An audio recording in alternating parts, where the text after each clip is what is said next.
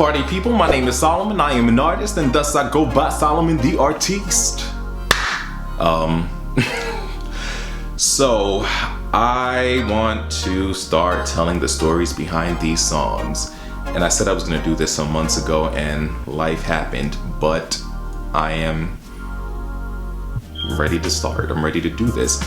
And I figured, why not, in the midst of doing this, not just go ahead and share this hoodie that I'm wearing. So, gotta step all the way back for you to see it properly. But basically, I decided some months ago that I wanted to start selling some merch.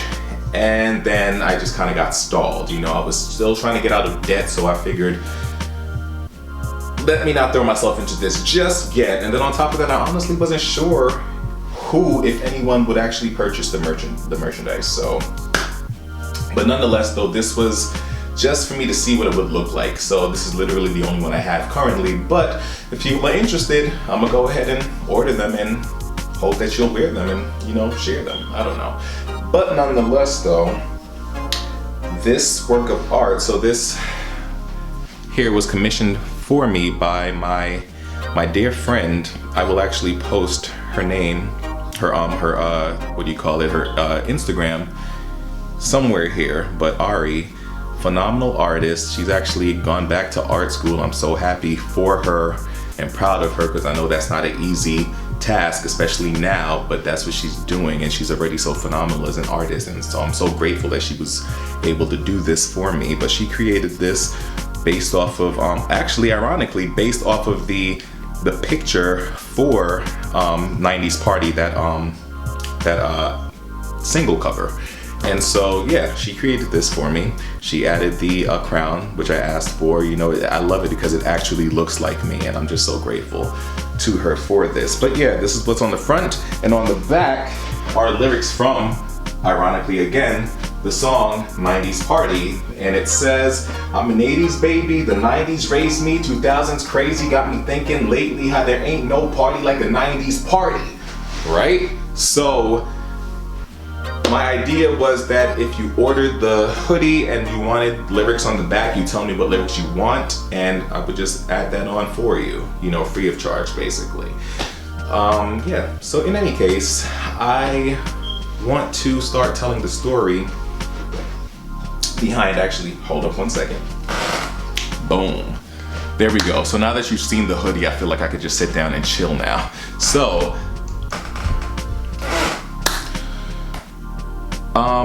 yeah, you know, Genius is not gonna have me on their channel anytime soon. So I figured, why not just tell the stories behind these songs. I released Arbitrary Revolutionary Trophy on August 1st, 2018.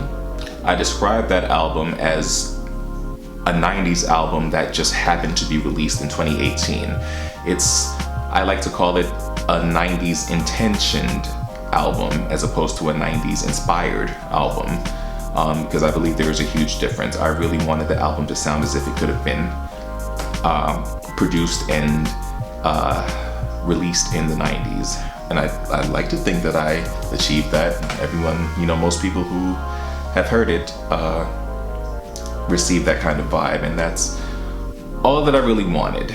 I actually forgot that I wrote a whole article about the 90's as well, which I will actually,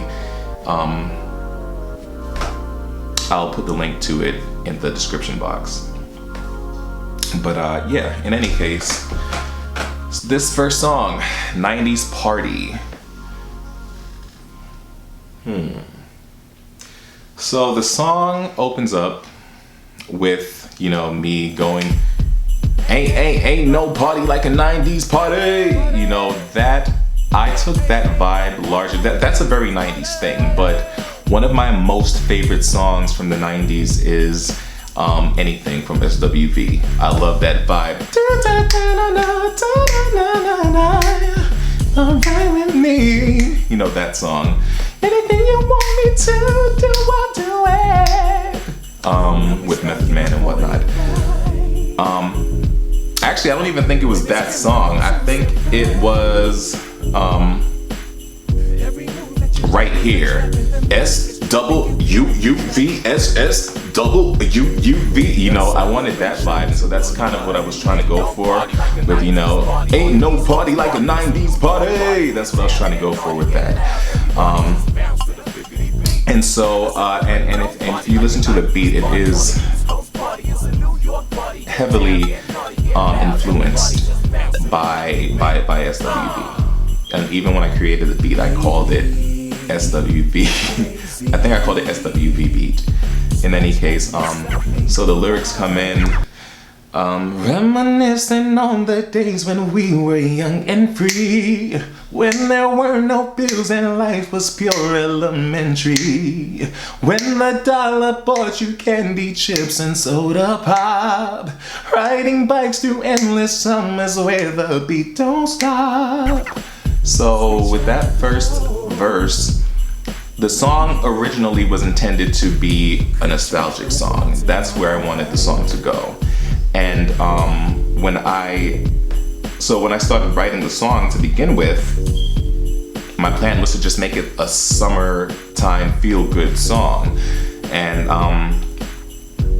that's, you know, that first verse is pretty much inspired by my elementary school days. That's why I mentioned elementary. But primarily the summer of 96, that was the year after 4th grade, the summer after 4th grade.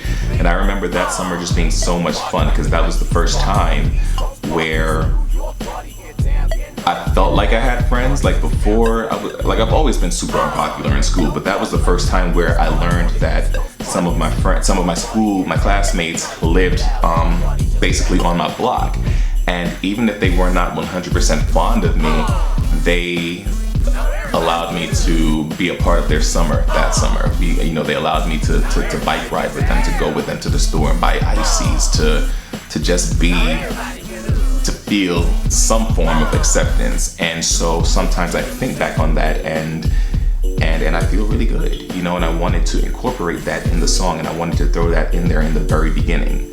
And so, you know, and I wanted to create that imagery of riding through, you know, the hot, blistering sun. It's because that's really what it was. It was hot, but we were just happy to be outside, riding our bikes, trying to run down the ice cream truck, running through sprinklers, riding through back alleys. I remember all of this, and I just, you know, I think back on it fondly, even though all of these people I don't know where they are now. You know, we've all grown and gone our separate ways. Some of them still live in the neighborhood, you know, but still, you know, I just wanted that essence of youth to be at the forefront of the song.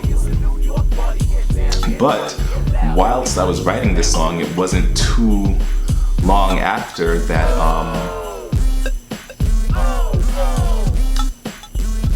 I'm not too fond of saying his name, but Orange 45 stepped into office. And, you know, I just seeing everything that was happening on the news and the mess that was being made and everything,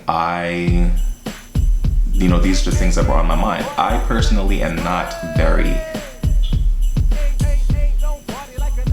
what's the word? I'm not very politically active, you know, at least not visibly, because that's just not for me, you know. But I still just felt a sense of frustration. You know, I am a black man in America, and so frustrations are there. In any case, I just found myself in a place where the song I just wanted to say something. And I felt like, again, the song originally, I wanted it to just be a feel-good summer song, a feel-good summer party, you know, house party type song, 90s party type song. But I can't just ignore what's happening in the world, you know. So yeah, in any case, the next part after that was, so now I'm stuck in a 45, where the winters are hot like summer, and it's criminal to survive in this Wait, nope, that's not it. Oops, I forgot my own lyrics.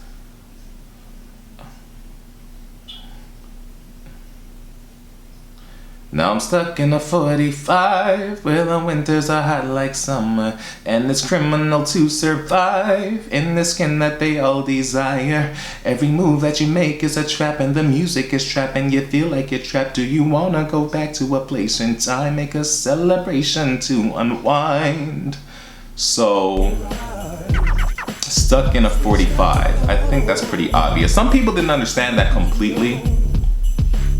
But, you know, I tried to be strategic, even though I'm like telling you now, you know, what 45 means. I didn't want it to be, even though I was making mention, I didn't want the song to become political. You know, I just wanted to, I guess there's a part of me that realized you know what it was? I remember being at an event and I was telling somebody about this song, and the whole, you know, discussion of 45 came up. And I just remember thinking, you know, I'd love to like just take a break, just go back and like go somewhere and just enjoy my 90s music. And I remember making that mental note, and that's why I wrote this here in this song. So yeah, and so I say where the winters are hot like fire. And some people, again, people asked me that and said, winter is hot like fire. That don't make no sense. And I had to tell people, well, that's the point. You know, 45 makes no sense. And so that's why I liken 45 to a winter that's hot like fire. It makes no sense, you know? And that's that about that. When the winters are hot like fire, and it's criminal to survive in the skin that they all desire. I think that's pretty straightforward. And I came up with that line also because I think I'm pretty sure I had seen, I was gonna say us, I had seen Get Out or something at that point, or maybe not.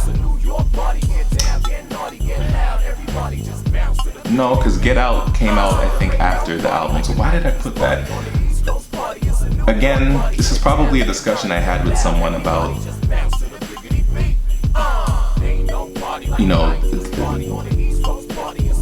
certain people just loving black culture but not wanting to take on the burden of the black skin. I remember having that discussion with someone. I think that's a constant discussion. You know, that's why we have the controversies of blackfishing and such coming up on the internet so often. Yeah, and so every move that we make is a trap, and the music is trap, and I feel like I'm trapped. Anyone who knows me knows that I'm not the biggest fan of trap music. I'm just not. And I don't know. I said it recently on Twitter. Like, to me, every time I try to listen to a trap song, but to me, they tend to sound like schizophrenic nursery rhymes. That's what trap music tends to sound like to me, you know? That's not to say that trap music is necessarily bad or anything like that. It's just, trap music to me just often somehow it sounds both over-processed and under-processed at the same time. And I guess it just clashes in my ear for some reason, you know? But at the same time, there are people who hate R&B. There are people who can't stand reggae, you know? And that's not me saying that I can't stand trap music. There are songs that I like, but for the most part, I might listen to the song once and think, oh, there's a melody in here that I kind of dig, but then I most likely will never listen to the song again. It's just not for me, per se, you know? I love vocals, I love riffs and runs, I love soul, and again, that doesn't mean trap can't have soul,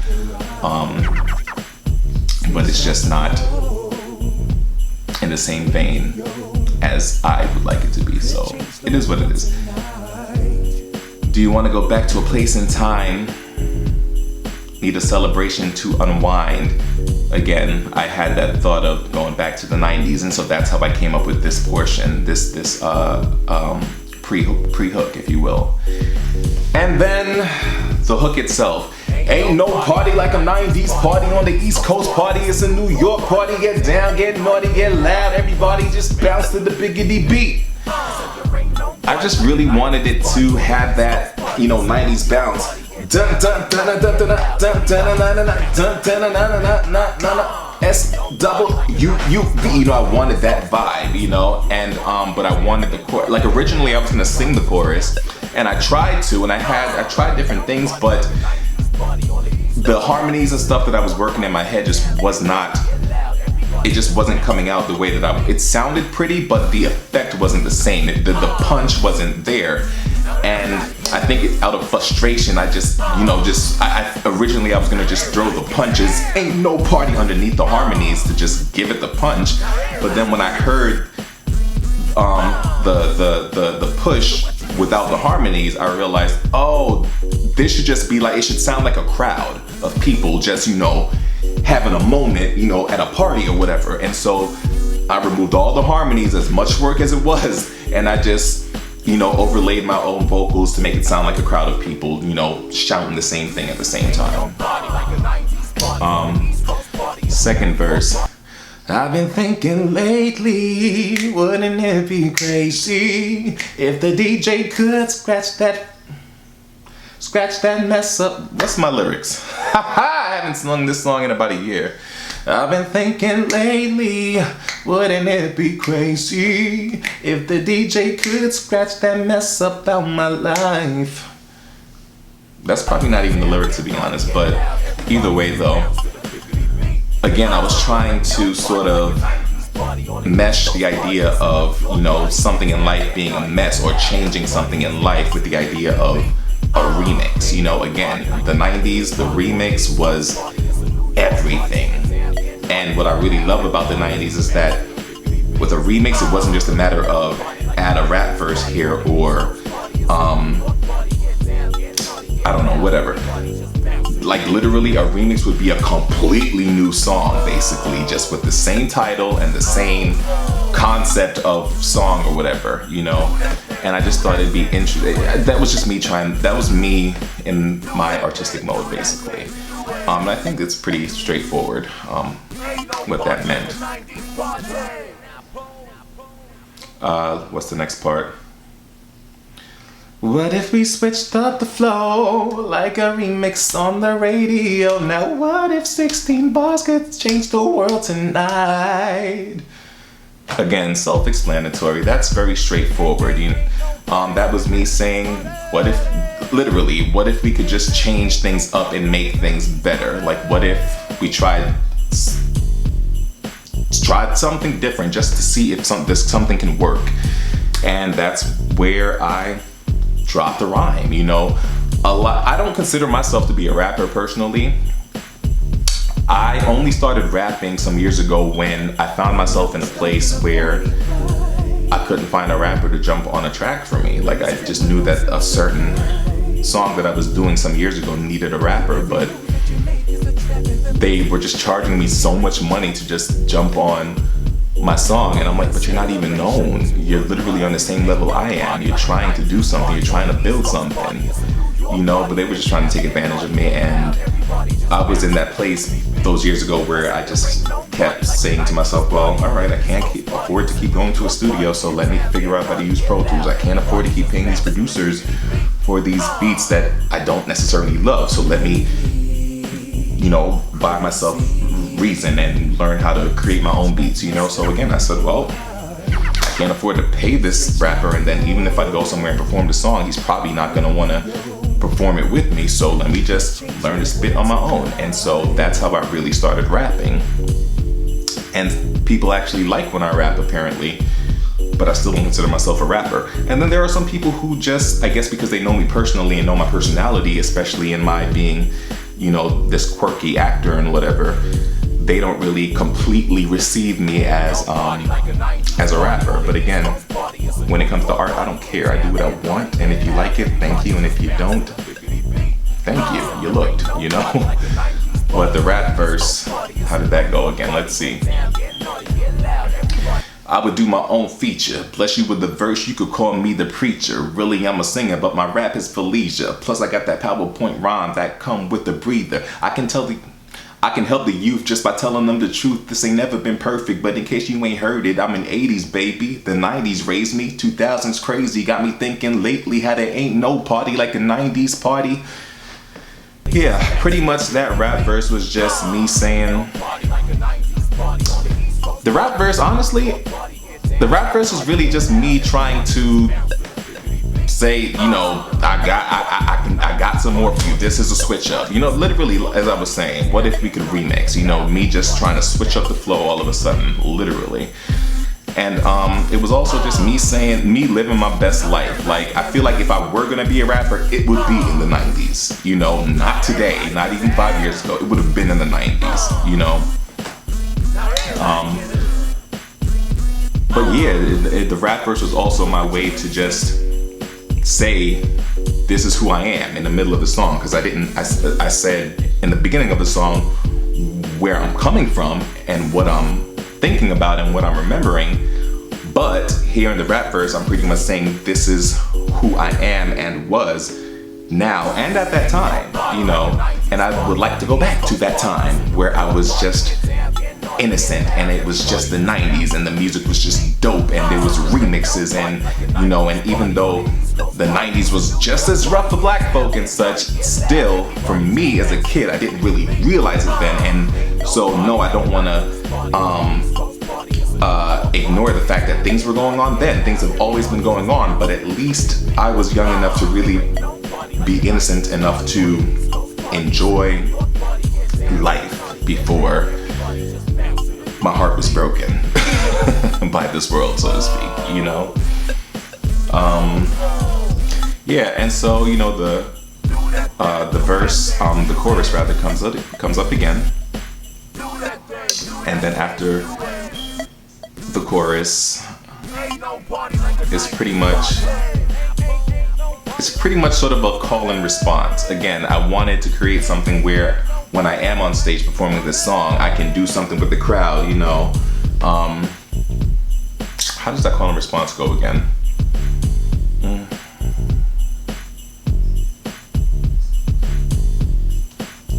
So first it's sort of a breakdown, a dance breakdown. In my mind, I saw like in the video, because sometimes when I write these songs, I can actually see the video before I've even finished the song. So in my mind, for the video, I saw, you know, a regular house party theme, and I saw like the crowd of people, like the movie House Party, in a house, and everyone's dancing, and there's a huge circle, and there's some people are dancing in the middle, and it's sort of a doom, doom, doom. Now everybody get up, doom, doom, doom, doom, doom. Now everybody get down, doom, doom. You know, it's just one of those things where they be in the camera and just doing their whole thing and ba da ba da ba da ba da ba ba da ba bow, you know, that whole thing, just getting down, you know. And probably again, I think I've done it before, where, you know, the cameras could be down and you know how they would look down at the camera and, you know, just doing like pure 90s vibes basically. But yeah, after that, doom, doom, doom.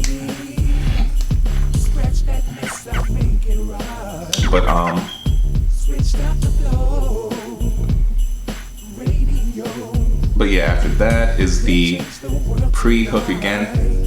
I said I'm good in a 45 with the windows out like fire. This time I sing it a lot smoother and a lot more direct, and it's like, this is where I'm coming from, this is what I'm saying, you know, this is where we're trying to feel good.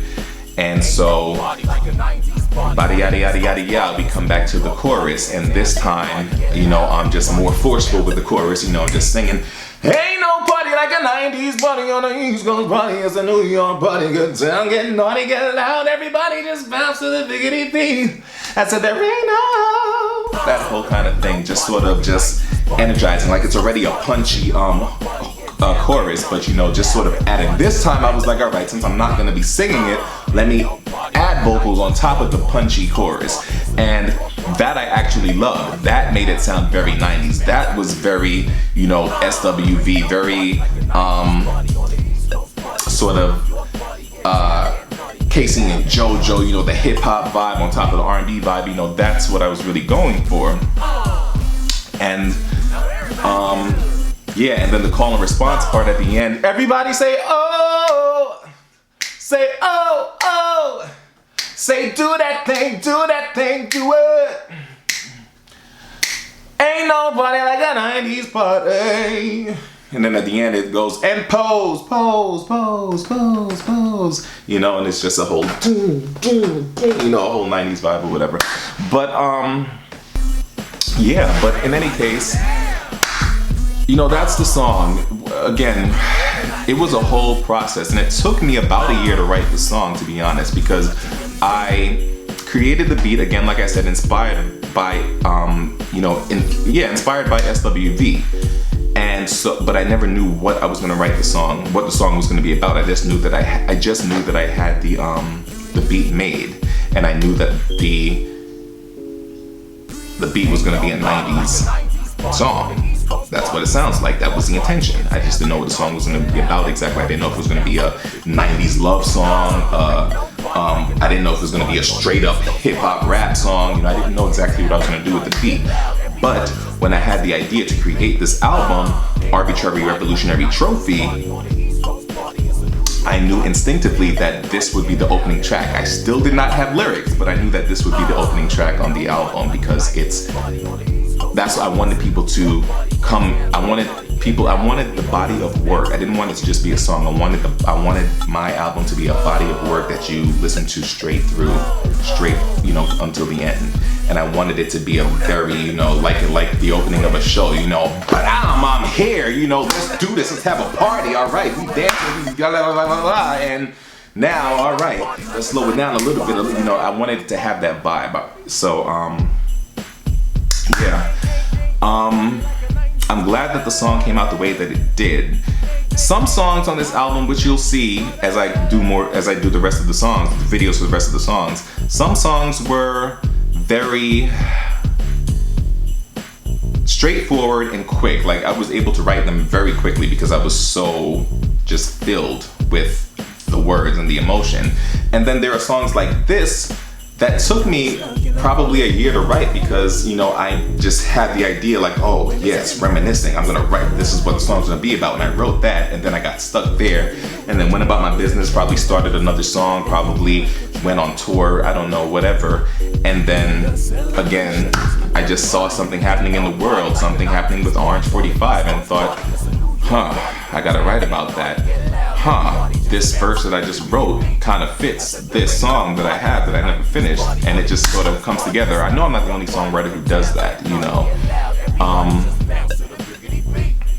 Yeah, and so, and again, I actually didn't plan on like rapping on this song. It just sort of fit, you know. I originally was trying to write, still trying to follow the concept of, where are we at, 28? I'm gonna finish this in a moment. I was trying to follow I was gonna write another verse that matched the, so we got in a 45. I was gonna just write something else that can fit after the second verse.